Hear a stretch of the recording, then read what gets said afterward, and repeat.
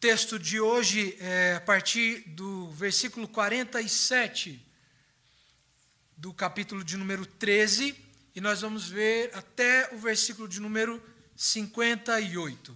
Mateus capítulo 13, verso 47 até o verso de número 58. A passagem nos fala a respeito do reino dos céus. Como nós temos visto, as parábolas, elas em grande parte, elas tratam a respeito do reino de Deus. O texto também nos fala sobre o discipulado e nos fala também a respeito da incredulidade e sobre a rejeição dos pares de Jesus à sua pessoa. Vamos ler a palavra de Deus, irmãos. Vamos nos colocar de pé para que possamos juntos fazer a leitura desse texto. Mateus capítulo 13, verso 47 até o verso de número 58. Diz assim o texto, peço que os irmãos acompanhem comigo. O reino dos céus é ainda semelhante a uma rede que, lançada ao mar, recolhe peixes de toda espécie. E quando já está cheia, os pescadores arrastam-na para a praia e, assentados, escolhem os bons para os cestos e os ruins deitam fora. Assim será na consumação do século. Sairão os anjos e separarão os maus dentre os justos e os lançarão na fornalha acesa. Ali haverá choro e ranger de dentes. Entendestes todas estas coisas? Responderam-lhe, sim. Então lhes disse, por isso, todo escriba versado no reino dos céus é semelhante a um pai de família que tira do seu depósito coisas novas e coisas velhas. Tendo Jesus proferido estas parábolas, retirou-se dali. E chegado à sua terra, ensinava-os na sinagoga de tal sorte que se maravilhavam e diziam, de onde lhe vem esta sabedoria e estes poderes miraculosos? Não é este o filho do carpinteiro? Não se chama sua mãe Maria e seus irmãos Tiago, José, Simão e Judas? Não vivem entre nós todas as suas irmãs? De onde lhe vem, pois, tudo isso? E escandalizavam-se nele. Jesus, porém, lhes disse, não há profeta sem honra, senão na sua terra e na sua casa. E não fez ali muitos milagres, por causa da incredulidade deles. Ainda de pé, irmãos, vamos orar mais uma vez. Senhor, nosso Deus, Pai bendito, nós louvamos ao Senhor por este tempo onde temos a oportunidade de meditarmos na sua palavra. E humildemente, Senhor Jesus, nós clamamos a Ti nesta noite, suplicando a sua graça e sua misericórdia, pedindo, ó Deus, que o Senhor, através da ação do Teu Santo Espírito, nos dê entendimento acerca das verdades reveladas neste texto que nós acabamos de ler. Sabemos que, por nós mesmos, não podemos compreender, assimilar, de forma a que o conhecimento contribua para a nossa edificação e salvação, pois dependemos da ação do Teu Espírito para isto. E por isso, ó Deus, nós suplicamos a graça do Senhor e o Seu favor sobre nós, de tal forma que sejamos agraciados com o conhecimento e entendimento da Sua palavra. E à medida, ó Deus, em que o conhecemos a verdade revelada neste texto, sejamos impactados, sejamos confrontados, sejamos consolados, sejamos enriquecidos pelo conhecimento e a aplicação do mesmo pelo Teu Espírito no nosso coração. É o que nós Te pedimos, Deus bendito, em nome do Seu Filho amado, Cristo Jesus. Amém. Os irmãos podem se assentar. Irmãos, nós temos visto uma série de parábolas no capítulo de número 13. Todo o capítulo, basicamente, ele está registrado em parábolas. O início do texto começa afirmando que naquele tempo Jesus se assentou à beira-mar. Muito provavelmente, nesse contexto, Jesus estava aqui em Cafarnaum. e depois de ter se retirado de uma situação em que estava cercado por uma multidão, ele vai para a praia, entra num barco, a multidão fica na praia e ele então começa a ensinar essas pessoas. O texto diz que Jesus passa a ensinar a multidão por parábolas. As parábolas, como nós vimos, elas são histórias que Jesus conta. Não histórias verídicas, no entanto, histórias que revelam verdades espirituais acerca do reino de Deus. Em sua maioria, verdades que tenham um aspecto escatológico, ou seja, verdades que apontam para a segunda vinda de Jesus. Questões que ainda hão de acontecer a partir do momento em que Jesus voltar. E é um momento em que Jesus se dirige à multidão, e é um momento em que Jesus se dirige de maneira específica aos seus discípulos. As últimas 3 parábolas desta passagem, elas são parábolas dirigidas diretamente aos discípulos de Jesus e não à multidão. Se nós olharmos a parábola do tesouro escondido, a parábola da pérola e a parábola da rede, bem como a parábola do escriba, que Jesus vai contar aqui no versículo de número 52, portanto seriam 4 parábolas, não apenas 3, são parábolas que Jesus dirige de maneira direta aos seus discípulos, de maneira reservada aos seus discípulos e não necessariamente à multidão. Jesus retoma o diálogo com a multidão a partir do versículo 54, quando em Nazaré, e nós veremos isso, ele vai ser rejeitado pelas pessoas. E nós teremos a oportunidade de ver um pouco mais a respeito disso nesse texto. Mas nós vimos nos últimos textos em que meditamos que Jesus faz uma série de comparações entre o reino de Deus e questões a que os seus ouvintes estavam familiarizados. Quando nós olhamos, por exemplo, a primeira parábola que encontramos nessa passagem, a qual nós poderemos ver, que fala a respeito do reino dos céus, sendo semelhante a uma rede, essa parábola ela nos traz à mente a parábola do joio. É uma parábola muito semelhante à parábola do joio, que nós podemos ler nos versos 36 até o verso de número 43. De maneira muito semelhante àquilo que nós vimos na parábola do joio, o texto aqui ele fala a respeito da realidade do reino de Deus, enquanto aguarda a gloriosa consumação na segunda vinda de Cristo. O que nós vimos quando estudamos a parábola do joio é que o reino de Deus, embora presente e inaugurado por Cristo Jesus, ele está, em certo sentido, sujeito aos ataques dos inimigos da igreja. Quando nós olhamos, por exemplo, para o texto da parábola do joio, o que nós podemos considerar a partir desse texto é que a igreja do Senhor Jesus, até que ele venha, estará sujeita a adversidades. Portanto, o texto não fala a respeito daqueles que, estando dentro da igreja, são joio e não trigo, mas fala a respeito dos embates que a igreja enfrenta contra aqueles que, de maneira declarada, se opõem à igreja e se opõem ao reino de Deus. O Senhor Jesus nos ensina, a partir daquele texto, que, como igreja, nós devemos estar preparados para enfrentar a hostilidade e a oposição do mundo, que é inimigo de Deus, que é inimigo do reino de Deus, que é inimigo dos valores do reino de Deus. Mas, assim como nós vimos na parábola do joio, e nós podemos ver aqui no texto que temos diante de nós, na parábola da rede, o texto nos fala a respeito de uma realidade onde, embora a igreja tenha de conviver com a oposição ao evangelho e a oposição a si mesma, haverá um momento em que aqueles que se opõem à igreja serão separados da igreja e serão julgados e condenados por Deus.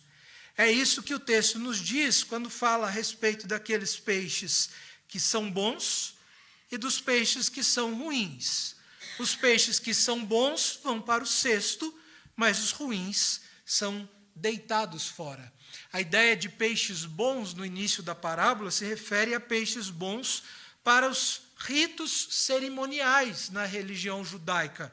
E os peixes maus ou ruins se referem àqueles peixes imprestáveis para as cerimônias dentro da religião judaica.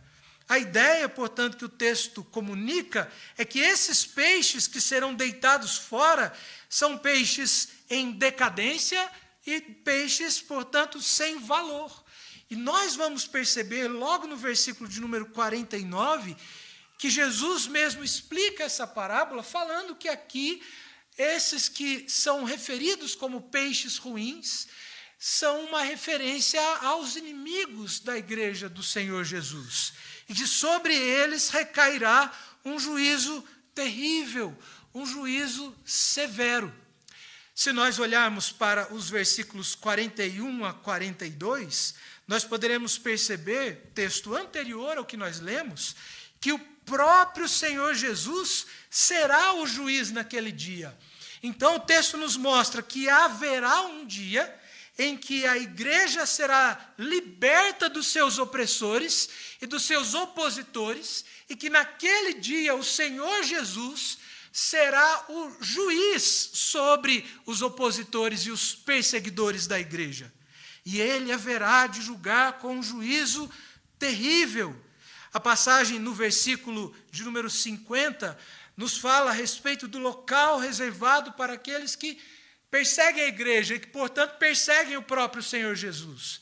E esta é uma verdade da qual nós não podemos fugir e que não podemos ignorar. Os inimigos da igreja são os inimigos do Senhor Jesus. Se eu odeio a igreja, eu odeio o Senhor Jesus. A igreja é a noiva do Senhor Jesus. Não há como amar um e odiar o outro.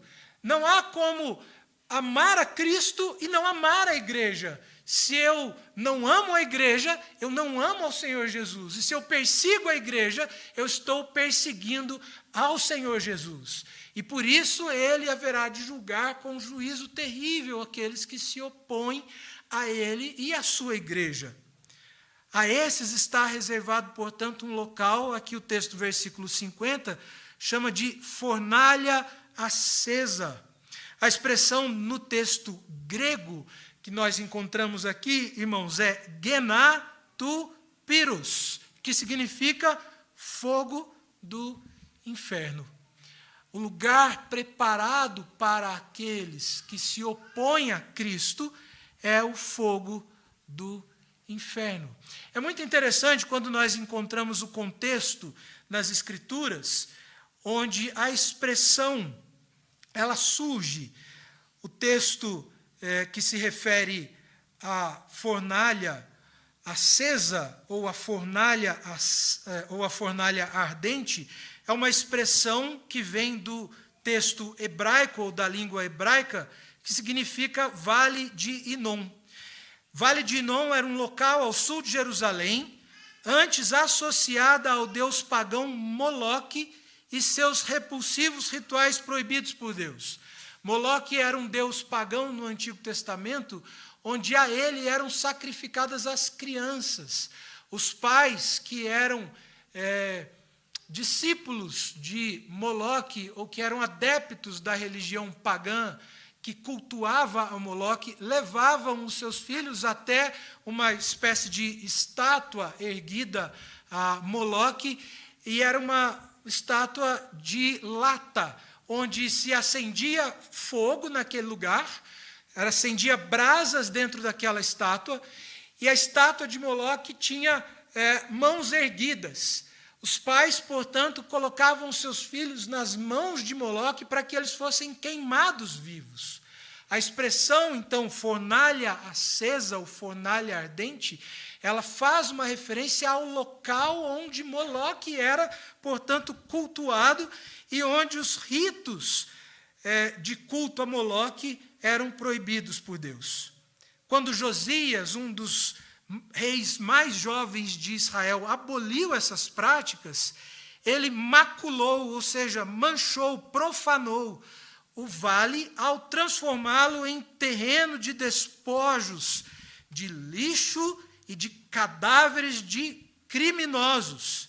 Segundo tradições tardias sugerem, no primeiro século, o vale ainda era usado como sepultura de refúgio ou lixo, ato completado com fogo de combustão lenta.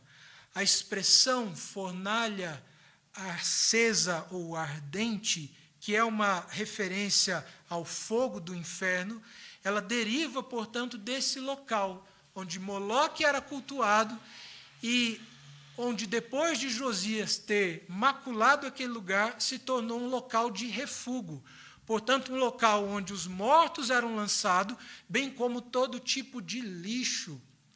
Todo lixo que era colocado lá era, portanto, queimado, e segundo a tradição histórica, com fogo queimado em combustão lenta, que queimava em combustão lenta. Portanto, quando o texto das Escrituras se refere ao local reservado àqueles que se opõem a Cristo, está se referindo a um local como esse, um local reservado para o lixo, um local reservado para o refúgio, um local reservado para os ídolos do Deus pagão, ou de toda divindade pagã.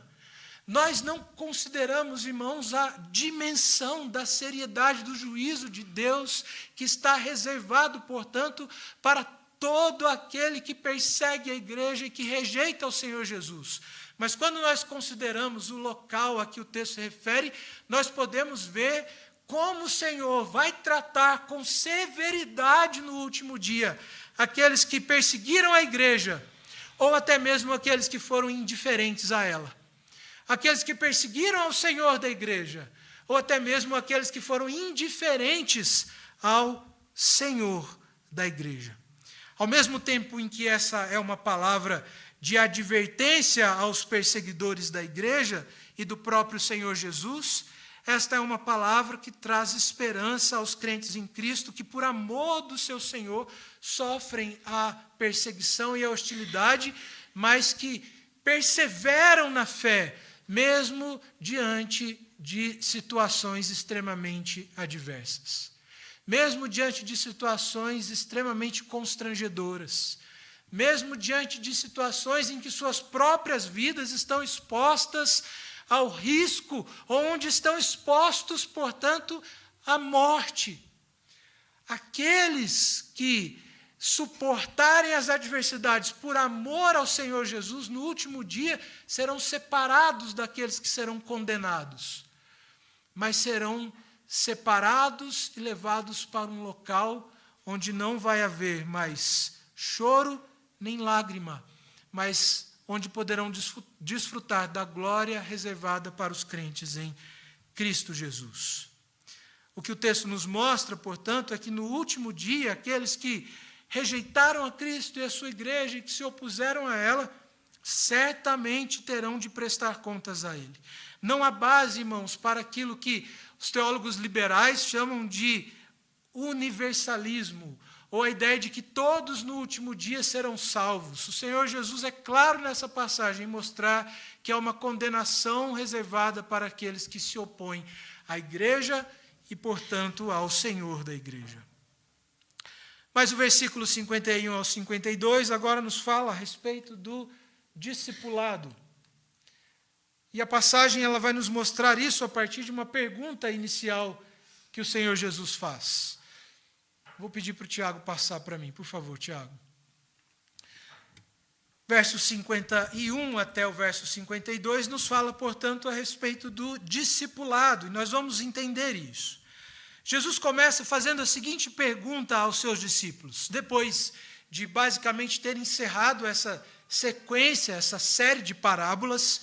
Jesus faz a seguinte pergunta: entendestes todas essas coisas? Responderam-lhe, sim.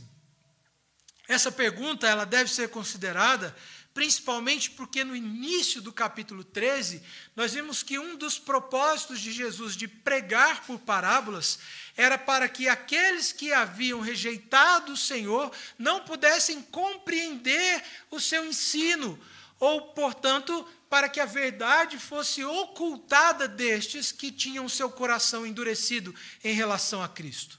Mas mesmo os discípulos que estavam caminhando com Jesus não tinham uma facilidade de entender aquilo que Jesus estava ensinando. Tanto é que Jesus vai ensinar o significado das parábolas à parte, quando se dirige a eles, e num determinado momento, eles mesmos vão se dirigir a Jesus para pedir a interpretação e a explicação a respeito do significado de uma determinada parábola. Então, depois de ter ensinado as parábolas e o seu significado, Jesus chama os seus discípulos e lhes faz a seguinte pergunta: vocês entenderam essas coisas? Vocês entenderam essas verdades? Vocês entenderam os aspectos do reino? É isso que Jesus está respondendo aqui. E eles agora respondem sim. Eles haviam sido instruídos por Deus. O próprio Senhor Jesus os havia instruído.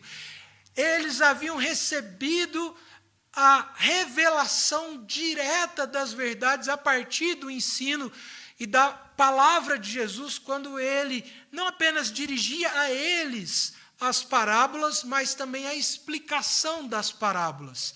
Eles agora estavam sendo alvos da graça de Deus em adquirir o conhecimento, o entendimento da verdade. Agora, o que nós podemos considerar à luz do contexto é que esse entendimento ele era fruto da ação soberana do próprio Cristo, tendo em vista que o Senhor ocultou a verdade de uns, mas revelou de outros a outros. Portanto, quando esses discípulos dizem que entenderam, nós podemos dizer que a causa do entendimento deles era a ação graciosa do Espírito em revelar a eles o significado das parábolas e, portanto, revelar a eles a verdade.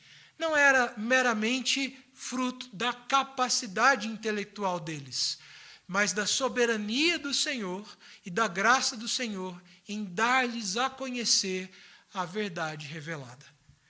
O fato é que aqui os discípulos já não são tão ignorantes mais. E agora o Senhor Jesus vai instruí-los com relação à conduta deles a partir do conhecimento da verdade. E nós podemos perceber isso quando o Senhor Jesus agora, no verso de número 52, ele vai contar uma última parábola nesse contexto, quando ele diz assim: por isso, todo escriba versado no reino dos céus é semelhante a um pai de família que tira do seu depósito coisas novas e coisas velhas. O que é interessante, irmãos, é que a figura do escriba, para nós, ela é um tanto quanto depreciada por causa do mau uso do papel que os escribas, no contexto do primeiro século, faziam das suas responsabilidades. Não apenas os escribas, mas os fariseus, bem como os saduceus, eles eram inconvenientes no exercício da sua função, agindo de maneira irresponsável, legalista e até mesmo leviana, no que diz respeito às suas competências. Mas a figura e a função, ela era legítima. E aí o Senhor Jesus, então, se refere aqui não àqueles escribas que agiam de má fé e que procuravam, por sua vez, perseguir a Jesus, ou que oprimiam os seus pares a partir de uma religião moralista e legalista. Mas o Senhor Jesus agora está se referindo aos escribas de pleno direito, aqueles que exerciam a sua função de maneira legítima, de maneira correta. E ele começa a se referir a esses homens como sendo uma clara referência aqui aos seus próprios discípulos. Quando ele se refere aqui ao escriba versado no reino dos céus, ele está fazendo uma referência aos seus próprios discípulos, que haviam sido instruídos por ele mesmo nas coisas referentes ao reino. Esse escriba a que o Senhor Jesus se refere é um indivíduo que havia recebido pela graça de Deus o conhecimento da verdade a partir de uma revelação graciosa, extraordinária do Senhor Jesus. Portanto, ele recebe o conhecimento a partir da graça do próprio Senhor Jesus, em revelar a ele o conhecimento e o significado dos mistérios do reino de Deus. E ele então começa a explicar, ele então começa a aplicar aquilo que ele está ensinando aos seus discípulos, com relação àquilo que agora lhes compete como discípulos de Jesus. Quando ele fala, por exemplo, a respeito do escriba, que é semelhante ao pai de família, que tira do seu depósito coisas velhas e coisas novas, nós podemos entender, e essa é uma interpretação que um teólogo chamado Don Carson faz a respeito dessa passagem, onde ele diz que depósito aqui é uma referência de Jesus ao coração do homem, e que coisas novas e coisas velhas são, portanto, uma referência ao tesouro do homem, suas riquezas, valores acalentados. Mas quando o texto faz aqui uma referência a essas riquezas e valores acalentados como sendo coisas novas e coisas velhas, ele está fazendo uma referência clara ao próprio Evangelho. E nós podemos entender o porquê disso. O Evangelho, embora anunciado por Cristo no contexto do primeiro século e para os judeus, bem como para os gentios, em certo aspecto fosse uma novidade, o próprio significado da palavra evangelho dá a ideia de algo novo, ou seja, uma boa notícia, uma boa nova. O fundamento dessa boa notícia eram as antigas verdades reveladas e anunciadas pelos profetas no contexto do Antigo Testamento.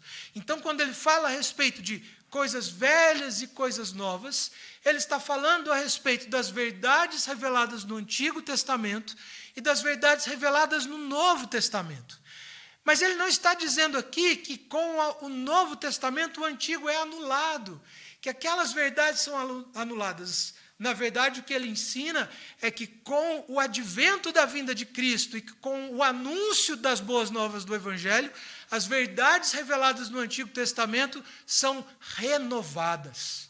Portanto, não há uma anulação daquilo que foi anunciado e profetizado no Antigo Testamento, mas uma renovação da aliança que Deus havia estabelecido com o seu povo no advento da vinda do Senhor Jesus. E que essas coisas, portanto, o próprio Evangelho do Senhor Jesus, é aquilo que agora modifica e renova toda a vida do escriba. Modifica e renova toda a vida dos discípulos de Jesus. Eles que agora foram instruídos e têm o entendimento acerca do Evangelho, têm as suas vidas, portanto, moldadas, transformadas pelo Evangelho do nosso Senhor Jesus. O que o Senhor vai nos mostrar aqui, portanto, como uma verdade apresentada nessa passagem, é que esse escriba, que agora havia se tornado um discípulo e que havia discernido o Evangelho, é alguém que quer ser semelhante a Cristo, ele reconhece a revelação da verdade e ele se submete ao reino do Senhor Jesus. Lembremos, irmãos, que o Senhor Jesus tem apresentado aqui os valores deste reino. E ele mostra que os discípulos são aqueles que se submetem ao Rei do reino e, portanto, aos valores deste reino, que se submetem aos princípios e valores do reino de Deus. Mas o Senhor Jesus, ele também nos ensina algo precioso acerca da função primária do escriba. O escriba, ele era alguém que tinha a responsabilidade de ensinar. Ele era um mestre.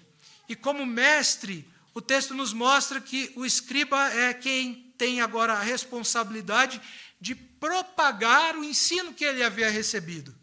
Tendo em vista que o texto faz uma referência aqui aos discípulos de Jesus, nós podemos entender que a passagem nos ensina que o Senhor Jesus nos chama como discípulos não apenas a nos submetermos a Ele como Senhor das nossas vidas, mas nos chama também a fazermos novos discípulos para este reino. O discípulo de Cristo é aquele que não apenas se submete ao seu Senhor, no sentido de abraçar os princípios e valores deste reino, mas é aquele que é também diligente na tarefa da evangelização, é aquele que é diligente na tarefa do discipulado, é aquele que é diligente na tarefa da pregação do Evangelho. Todo aquele que recebe o Evangelho de Cristo Jesus é chamado, portanto, a uma vida de piedade como discípulo do Senhor, mas é chamado também à responsabilidade quanto à pregação e ao ensino do Evangelho do nosso Senhor Jesus Cristo. Por último, irmãos, o texto nos fala a respeito da incredulidade de algumas pessoas. E o texto ele vai encerrar de uma maneira muito curiosa, porque o fato de Jesus ser agora rejeitado em Nazaré não deveria nos estranhar. Nazaré era a cidade de Jesus. Ele era daquela região. Aquela era a sua cidade, aquele era o seu povo. Mas quando nós chegamos nessa passagem, nós vemos que Jesus foi rejeitado na sua cidade. Jesus foi rejeitado entre os seus. Mas, se os irmãos têm acompanhado a exposição do Evangelho nesse texto, vão poder entender que esta não é uma novidade nessa passagem. Se nós olharmos o capítulo de número 12, no verso 46 até o verso 50, nós vamos ver que a família de Jesus estava à sua procura para prendê-lo. Se você olhar lá no capítulo 12, verso 46, você vai ver que mãe e irmãos de Jesus estavam à sua procura porque julgavam que ele estava fora de si. Portanto, sua mãe e seus irmãos eram aqueles que, à semelhança dos fariseus, estavam fazendo oposição a Jesus. E, portanto, haviam rejeitado a Jesus e o seu próprio ministério. Portanto, o fato de Jesus ser rejeitado em Nazaré, isso não deveria nos chamar a atenção. Em que sentido? No sentido de que aqui não é uma novidade. O que está acontecendo aqui não é algo novo.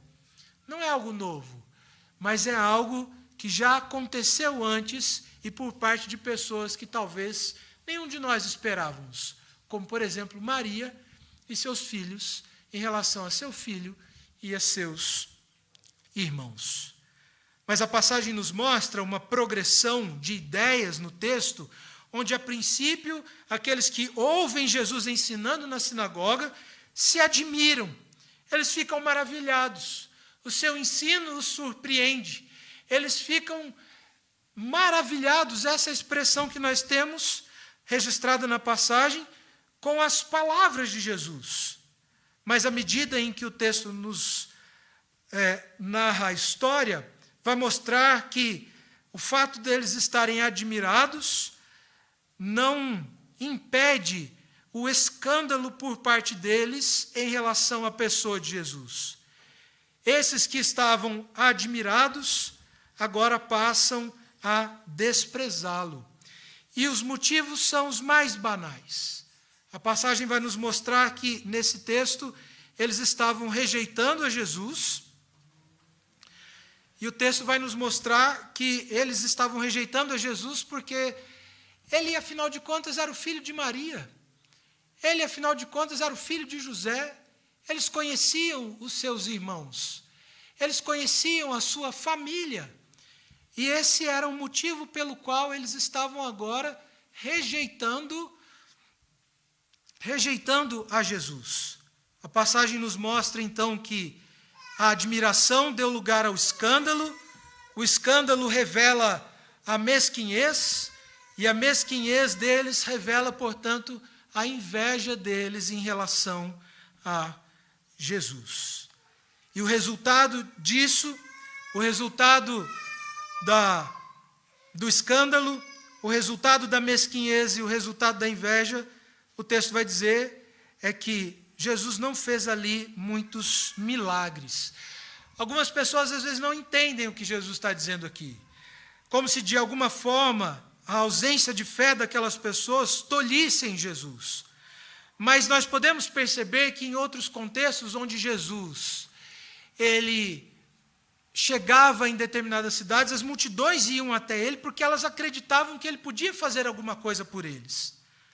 Mas a passagem nos mostra que essas pessoas, muito provavelmente, por causa da incredulidade do seu coração, não foram até Jesus, porque não creram nele, porque não creram que ele pudesse fazer alguma coisa por elas. Portanto, como resultado da inveja, Jesus não fez muitos milagres ali, e isso revela, portanto, a incredulidade.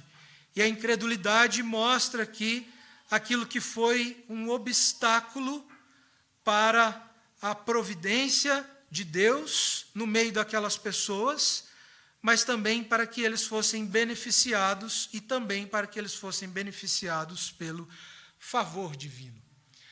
Irmãos, quando nós consideramos essa parte final da passagem, é importante nós considerarmos o contexto do Evangelho como um todo e pensarmos como em determinados momentos Jesus fez coisas maravilhosas. Se nós olharmos, por exemplo, o capítulo de número 9, há uma série de relatos ali, onde Jesus cura diversas pessoas. Jesus cura uma mulher que padecia de um sangramento há 12 anos. Jesus cura a filha de Jairo, a ressuscita. Jesus cura 2 cegos. Jesus expulsa demônios. Jesus faz coisas maravilhosas.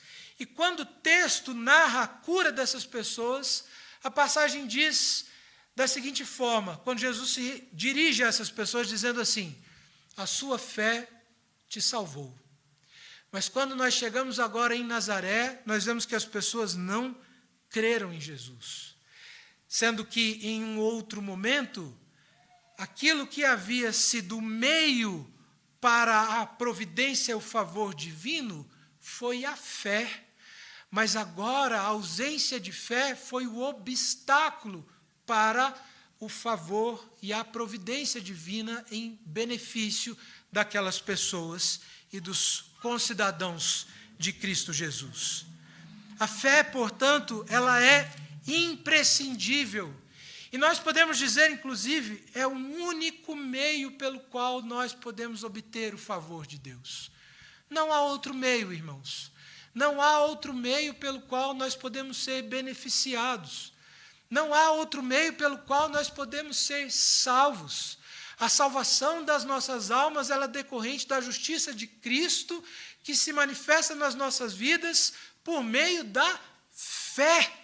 Se você abrir a sua Bíblia em Romanos, no capítulo 1, ou se você estiver com o boletim da nossa igreja, na capa do boletim nós temos o registro desse versículo, Romanos capítulo 1, versículo 17, onde o texto diz assim: visto que a justiça de Deus se revela no Evangelho, de fé em fé, como está escrito, o justo viverá por fé.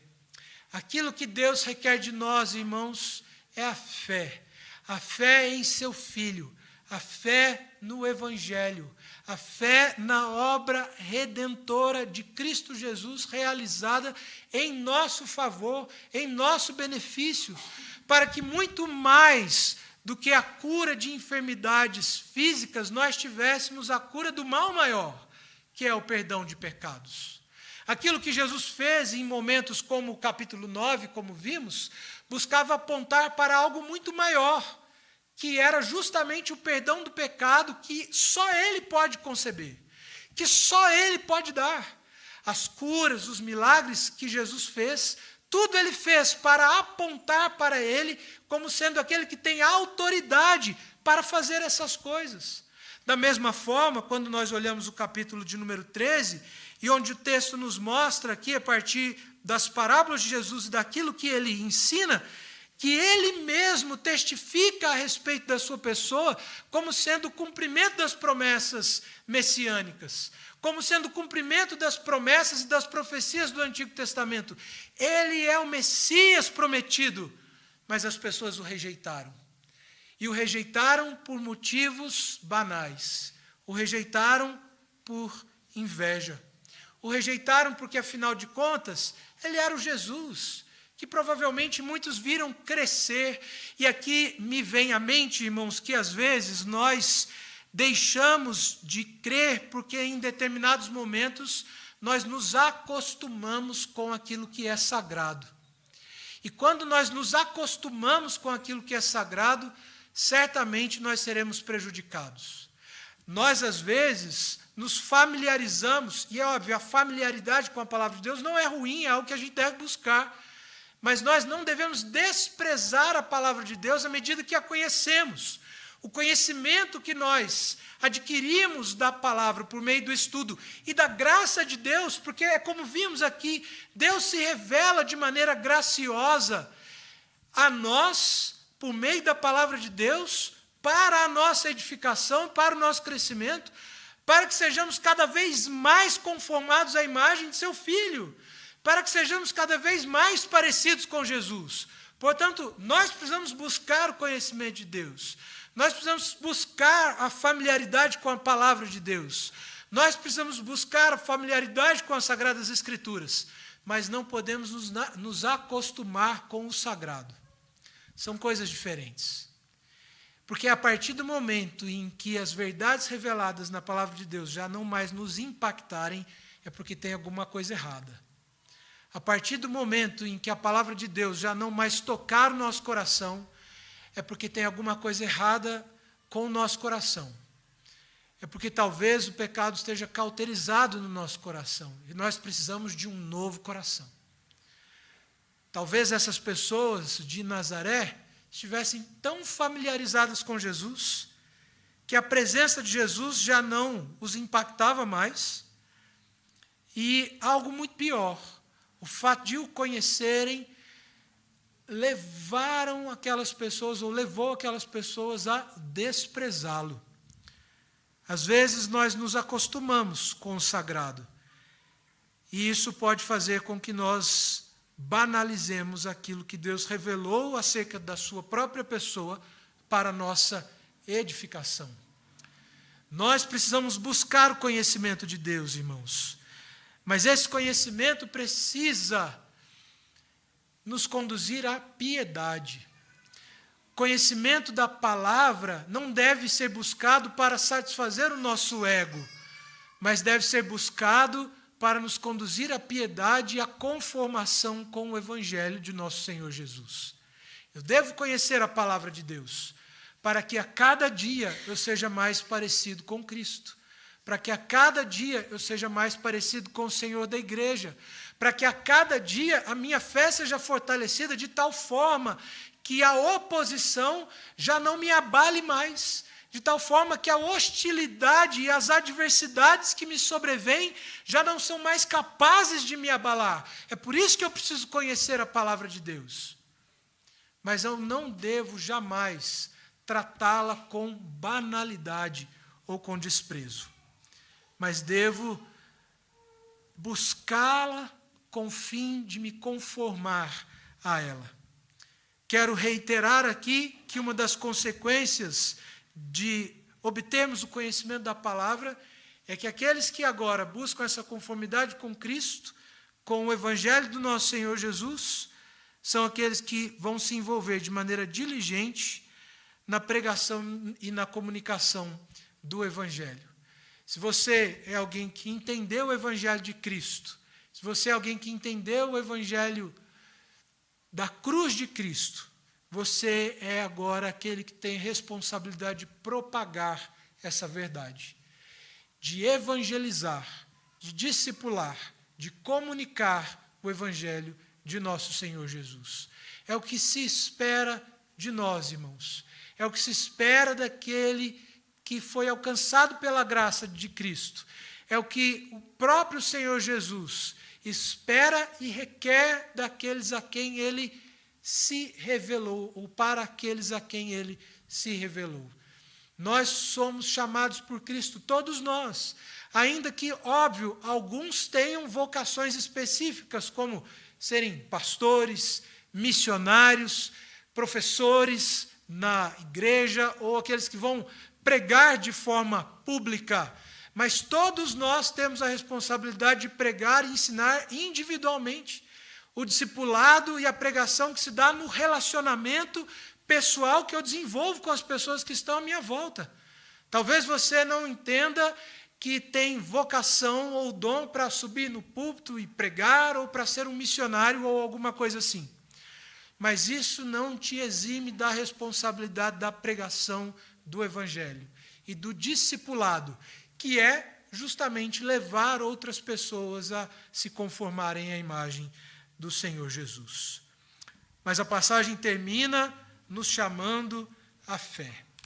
O que o Senhor Jesus requer de nós, acima de tudo, é que nós possamos crer no seu nome, crer no Evangelho, crer na cruz. É isso que Ele espera de nós, que nós possamos crer e a cada dia depositarmos cada vez mais nele a confiança e a esperança do nosso coração, na certeza de que, ainda que nós estejamos passando por adversidades aqui, certamente um dia Ele vai pôr fim a isso.